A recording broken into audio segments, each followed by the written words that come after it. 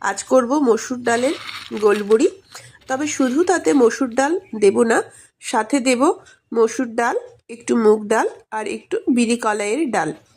এবার ওই মসুর ডাল, বিরি কলাইয়ের ডাল আর মুগ ডালকে আগের দিন রাত্রিবেলায় আমি ভিজিয়ে রেখে দেব। যেহেতু পাগুড়া করে বসে আছি তাই খুব বেশি পরিমাণে করব না, খুবই সামান্য পরিমাণে করব, শুধুমাত্র দেখানোর জন্য। এবার এটাকে খুব ভালো করে ভিজিয়ে ধুয়ে আগে রেখে নেব। ধোয়ার পরে এভাবে চটকে চটকে ধুয়ে নেবেন, তারপর ভিজিয়ে রেখে দেবেন পুরো পাক্কা 12 ঘন্টা। 12 ঘন্টার পর ওটাকে ছেঁকে নেবেন, ছাঁকার পর গ্রাইন্ডারে বেটে নেবেন। আমি দুবার গ্রাইন্ডার ইউজ করি, বড় গ্রাইন্ডারে একসাথে একবার বাটি, তারপর ছোট গ্রাইন্ডারে ভালো করে আবার বেটে নিই। এবার এই মাখাটাকে নিয়ে আমাদের কিছু মশলা মিশিয়ে নিতে হবে। মশলার জন্য আমি দিয়েছি লঙ্কার গুঁড়ো, কালো জিরে আর রাঁধুনি।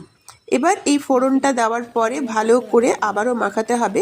বিরি কলাইয়ের বড়ি তত ভালো হবে, মসুর ডালই হোক যাই হোক, যত ফাঁটা হবে তত এটা ভালো হবে। এবার আমার কাছে চোং আছে, আপনারা হাতে চাইলে দিতে পারেন।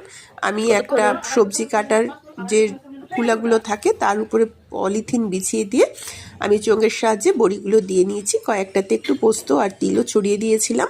এবার বড়িগুলো দুদিন ভালো করে রোদ খাওয়াবো। বর্ষাকালে কিন্তু আবার রোদ খাওয়াবেন, নইলে নষ্ট হয়ে যাবে। এবার দেখুন গোল বড়িগুলো কেমন হয়েছে জানাতে ভুলবেন না কিন্তু।